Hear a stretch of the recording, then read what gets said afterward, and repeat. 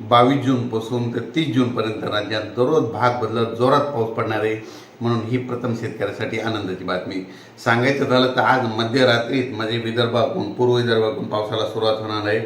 पश्चिम विदर्भात देखील आज मध्यरात्रीत पाऊस येणार आहे. म्हणून ही खास करून विदर्भातल्या शेतकऱ्यासाठी आनंदाची बातमी.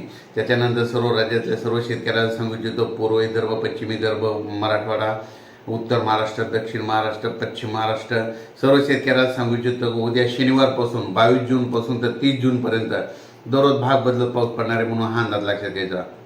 राज्यामध्ये काय झालं की आता जवळपास 60% जवळपास पेरणी झालेली आहे आणि 40% लोकांची पेरणी शिल्लक आहे.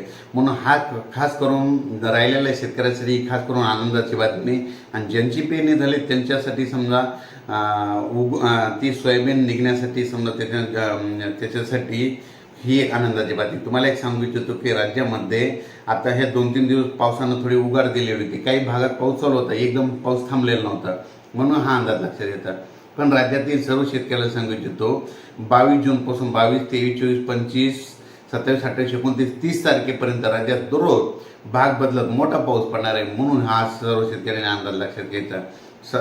सर्व शेतकऱ्याला सांगायचं झालं तर ज्यांची पेरणी शिल्लक आहे, जमिनीमध्ये इतकी ओल झाले त्यानंतर पेरणीचा निर्णय घ्यावा म्हणून हे देखील सगळ्यांनी लक्षात घ्यायचं. त्याच्यानंतर सांगायचं झालं तर राज्यामध्ये 26 जून, 27 आणि 28 जूनला जरा जास्त मोठा पाऊस पडणार आहे. म्हणून ही देखील अंदाज सर्व शेतकऱ्यांना लक्षात येतात. पण राज्यामध्ये उद्या शनिवारपासून 22 जून ते 30 जूनपर्यंत भाग बदलत दररोज मोठा पाऊस पडणार आहे. म्हणून हा अंदाज लक्षात येतात. तसं पाहिलं तर आजच रात्रीच्याला म्हणजे विदर्भाकडून आज मध्यरात्रीत पावसाला सुरुवात होईल. म्हणजे पूर्व विदर्भाकडून सुरुवात होईल तर पश्चिम विदर्भाकडे पाऊस येईल. उद्याच्याला लगेच मराठवाड्याकडे येईल, परवाच्याला लगेच पश्चिम महाराष्ट्र, उत्तर महाराष्ट्राकडे जाईल. म्हणून हा अंदाज लक्षात घ्यायचा. म्हणजे एकंदरीत सांगायचं झालं तर 22 जून ते 30 जून राज्यात चांगला पाऊस पडणार आहे आणि राहिलेल्या जी सगळ्याची पेरणी होणार आहे. म्हणून हा अंदाज दिला आहे.